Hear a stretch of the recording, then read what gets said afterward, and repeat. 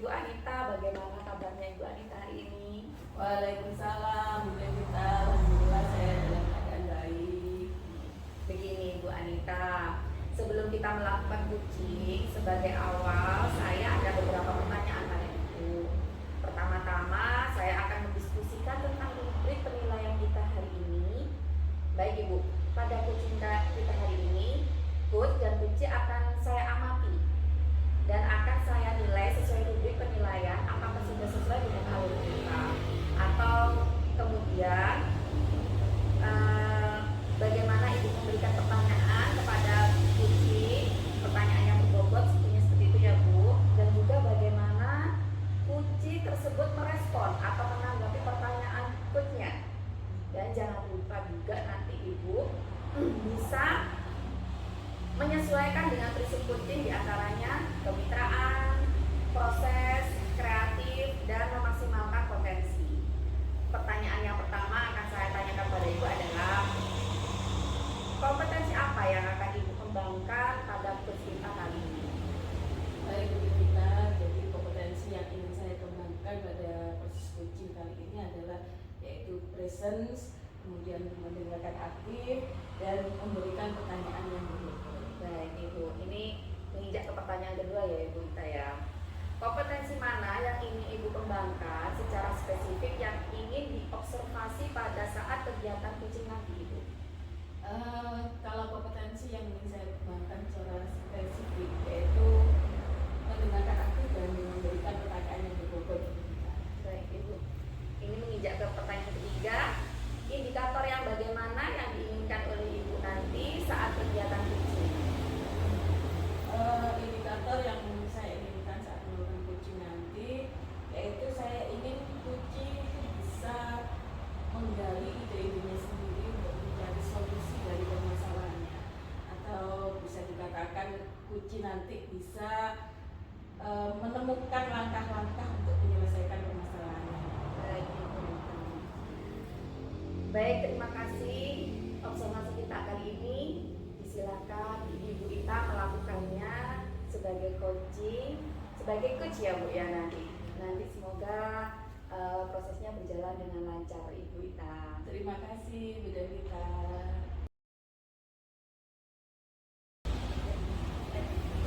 Assalamualaikum Wita. Waalaikumsalam Bu Ita. Bagaimana kabarnya hari ini Wita? Alhamdulillah baik Bu Ita. Baik Bu Wita. Hari ini kita mau ngobrol tapi nggak lama ya, mungkin sekitar 15 menit. Jadi apa nih yang mau Bu Wita obrolin sama saya? Ya ini Bu Ita, saya tuh sekarang merasa tuh kondisi saat ini ada yang tidak sesuai dalam pandangan saya ini sebagai guru. Jadi kondisi di sekolah saya itu pembelajarannya itu masih tidak sesuai dengan situasi yang ada. Jadi di mana rekan-rekan sejawat saya itu rata-rata pembelajarannya masih pembelajaran yang konvensional dengan metode ceramah. Padahal sebenarnya di sekolah itu kita kan juga bisa menggunakan aset sekolah yang ada, di mana kita bisa sebenarnya bisa belajar bareng-bareng gitu untuk memanfaatkan ya meskipun media pembelajaran di sekolah seperti pemanfaatan fokus atau layar proyektor, meskipun jumlahnya tidak memadai, tapi kan setidaknya nanti juga kita bisa atur bagaimana caranya bisa bergantian. Dan juga saya rasa rekan-rekan saya ini, saya melihatnya masih muda lah sebelum saya, karena yang senior sebenarnya juga lebih banyak. Dan kalaupun yang muda-muda seperti kita ini ada yang tidak bisa IT seperti itu, tapi saya rasa kan kita juga bisa belajar bareng gitu loh Bu, untuk melakukan perubahan begitu Bu Anita. Oke, saya bisa menangkap. Jadi Bu Ita ini melihat kan guru di sekolah itu masih menggunakan metode pembelajaran yang seperti metode lama ya, jadi kurang memanfaatkan aset-aset yang ada di sekolah. Jadi intinya nih menurut Bu Ita ini mau ngomongin rekan-rekan guru Bu Ita yang masih kurang memanfaatkan pembelajaran atau teknologi IT ya Bu ya. Iya betul Bu. Sekarang apa ya Bu ya, teknologi digital kan sekarang sudah eranya ya Bu ya. Jadi pembelajaran dengan menggunakan teknologi itu kan juga memang itu sangat diperlukan juga. Kasihan muridnya kalau pembelajarannya hanya tiap hari itu saja, itu kan murid juga bosan bosen ya Bu ya, Iya, jenuh, iya. tidak menyenangkan, terus nggak ada greget gitu, nggak ada variasi waktu pembelajaran. Kemudian aset yang ada di sekolah juga bisa dimanfaatin seperti itu, dan saya rasa kalau ada rekan-rekan yang tidak paham, kita juga bisa bahas bersama untuk bisa belajar bareng-bareng seperti itu Bu Anita. Jadi, nah kita ini kan punya waktu pendek ya Bu Ita ya. Jadi apa sih yang ingin kita dapatkan dari sharing-sharing kita hari ini? Saya tuh sebenarnya ini Bu, ini melakukan perubahan ya Bu, yang pastinya yang ada di lembaga saya seperti itu. Tapi saya ingin melakukan perubahan itu bukan berarti saya tidak mau ya terkesan saya itu menggurui rekan-rekan saya. Jadi saya cuma ingin kita itu ketemu bareng, ngobrol bareng, kemudian kita juga bisa sharing-sharing gitu. Bagaimana sih caranya kita itu bisa memanfaatkan aset sekolah, kemudian dengan eranya saat ini teknologi digital, gimana kita tuh belajar bareng tentang IT, tentang platform-platform yang ada, itu kan kita juga bisa jadikan contoh juga untuk nanti media pembelajaran, supaya nanti kedepannya di sekolah saya tuh ada perubahan, gimana muridnya itu belajar itu bisa seneng. Jadi intinya tuh pembelajaran itu menyenangkan buat anak-anak. Baik, jadi Bu Ita itu ingin melakukan pembelajaran itu yang berpihak pada murid gitu ya Bu Ita ya. Jadi kalau menurut pengamatan Bu Ita nih ya, untuk rekan-rekan guru, kan Bu Ita tadi berbicara tentang perubahan. Nah, menurut Bu Ita itu guru yang sudah melakukan perubahan itu sebenarnya seperti apa sih? Guru yang mau melakukan perubahan itu guru yang memiliki inisiatif gitu, ada inovasi, kemudian mau berpikir kreatif, melakukan hal kreatif, kemudian kita semuanya itu bisa berusaha mengembangkan kompetensi yang ada seperti itu, dan tentunya dalam melakukan pengembangan kompetensi itu tentunya dengan kesadaran dari diri sendiri seperti itu Mbak Rita.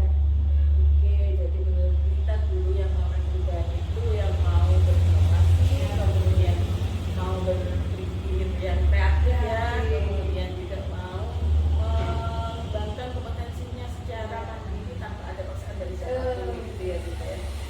Kemudian saya mau tanya nih, dari kondisi guru-guru kita sekarang ini, dari skala 1 sampai 10 ini kira-kira guru-guru kita itu sudah ada di skala berapa? Kalau menurut saya itu masih di skala 5 Bu.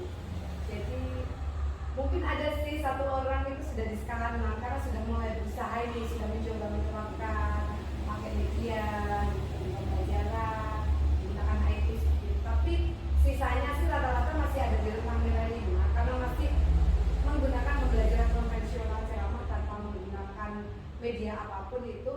Kemudian mungkin kadangkala menggunakan seperti infokus dan layar proyektor itu ketika ada kebutuhan, misalnya ada observasi dari kepala sekolah atau mungkin ada kegiatan yang lain yang memang mengharuskan menggunakan IT. Nah itu baru mereka itu mau melakukannya karena memang adanya tuntutan seperti itu. Jadi sekarang ini kalau kita lihat itu berarti ada di skala 5 ya, Iya. merata di skala 5. Wah ini kayaknya challenge-nya itu sangat apa ya, sangat-sangat berat ya kita ya untuk bisa ya, untuk melakukan perubahan.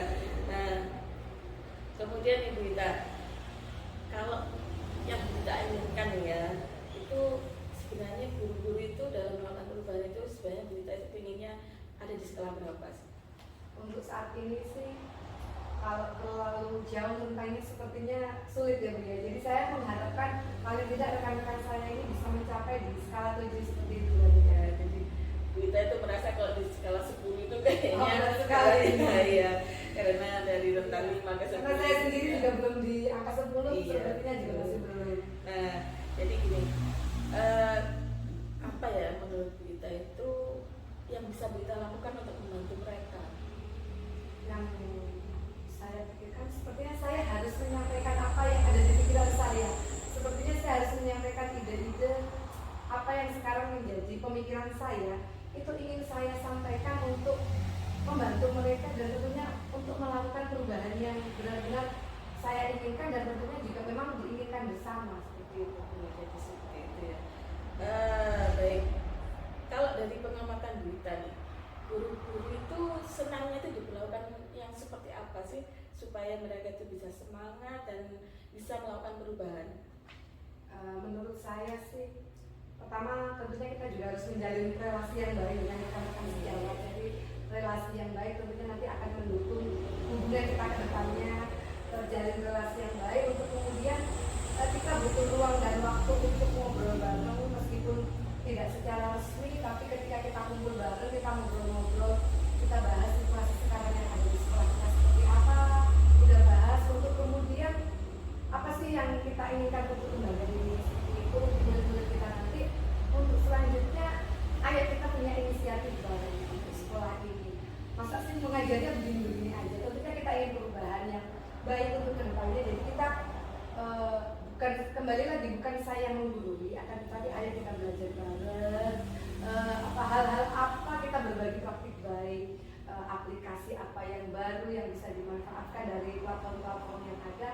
Dan tentunya dengan pembelajaran yang kalau sekarang istilahnya pembelajaran berbasis TIK ya Bu, kita manfaatkan dan tujuannya kembali lagi untuk nanti pembelajaran yang berpihak kepada murid. Iya, wah sepertinya bagus sekali ya.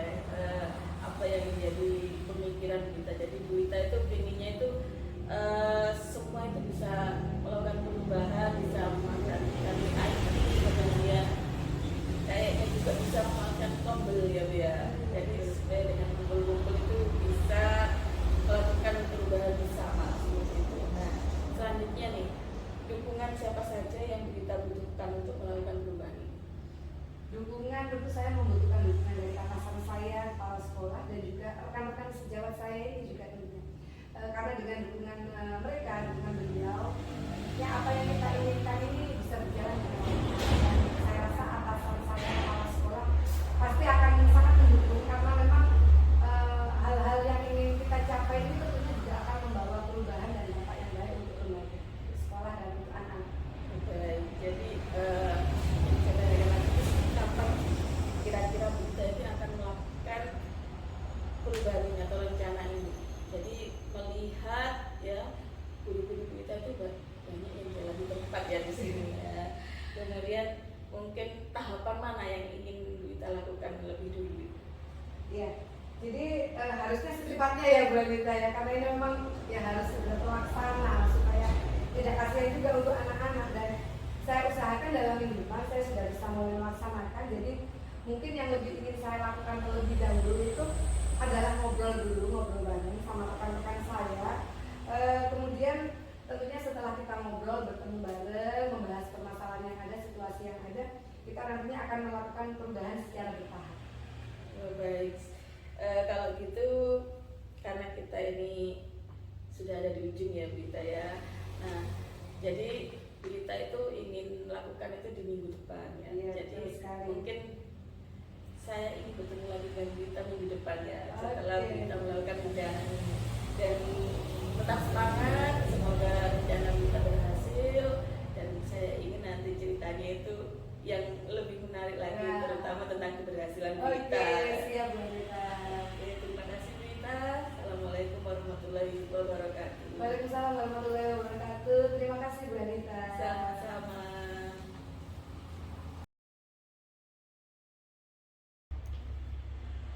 Baik Ibu Anita, tadi kita sudah melakukan proses coaching. Tadi Ibu Anita sudah melakukan proses coaching dengan Ibu Ita ya. Iya. Nah, sebelum penutupan, saya ada beberapa pertanyaan pasca observasi.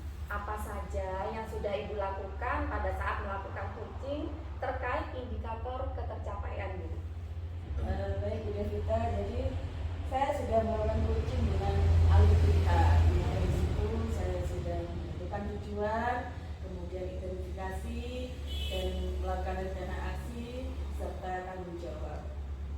Baik Ibu, menurut saya sebagai observer dalam proses coaching Ibu Ita dan Ibu Anita tadi, kegiatan coachingnya sudah berjalan dengan baik, sudah sesuai dengan alur Tirta juga Ibu, dan di situ Ibu sudah berusaha menggali dengan memberikan pertanyaan-pertanyaan yang berbobot pada coachingnya, sehingga sudah melakukan coaching dengan prinsip coaching yaitu alur Tirta Ibu. Kemudian kompetensi apa yang ingin dikembangkan berdasarkan hasil melakukan coaching tadi, Bu? Kompetensi yang ingin saya kembangkan adalah dengan cara lebih memahami alur kita.